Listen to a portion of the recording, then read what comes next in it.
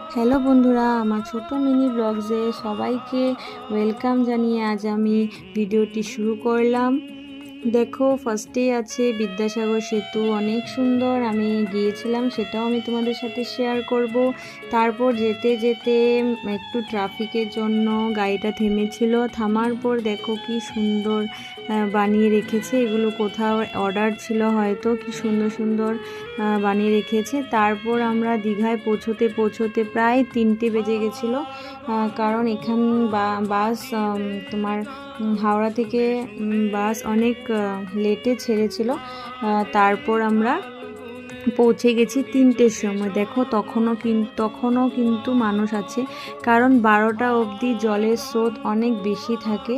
তার জন্য মানে তখন এত একটা ভিড় হয় না। পরে যখন 1টা 2টোর থেকে কিন্তু অনেক ভিড় হয়। আর কি সুন্দর জল দেখো, এসে কি সুন্দর ওদেরকে ভিজিয়ে দিয়ে গেল, কি ভালো লাগছিল না। সামনের থেকে না এত আওয়াজ হচ্ছিল। আর আমি ফার্স্ট টাইম গেছিলাম মানে এরকম সমুদ্রের পাড়ে। তো ফার্স্ট টাইম গিয়ে না আমার ভীষণ ভয় করছিল। আমি কিন্তু মানে ফার্স্ট টাইম জলে নামিনি। তারপর আমি হোটেলে চলে গেলাম। দেখো, হোটেলের পিছনটা দেখিয়ে দিয়েছি তোমাদেরকে, মানে একদম সুন্দর পার্কের মতন ছিল।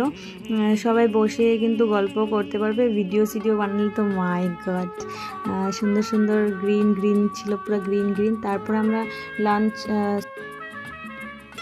করে আমরা চলে গেলাম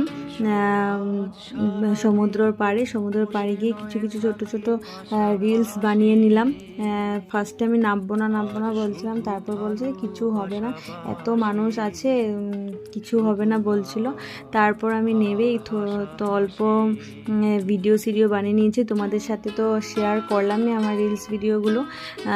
দেখো, এখনও কিন্তু তখন প্রায় 4টা-5টা বেজে গেছে। দেখো কি সুন্দর ছোট হাট বাজার নিয়ে বসেছিল। তারপর আমরা সেখান থেকে চলে গেছিলাম নিউ দীঘাতে গিয়ে একটু খেয়ে নিলাম সেখানকার মাছ। তারপরের দিন কি হলো দেখো, তারপরের দিন যখন আমরা চলে আসব, তখন আমরা ভাবছিলাম যে একটু ভিডিও আরেকবার বানিয়ে নিব।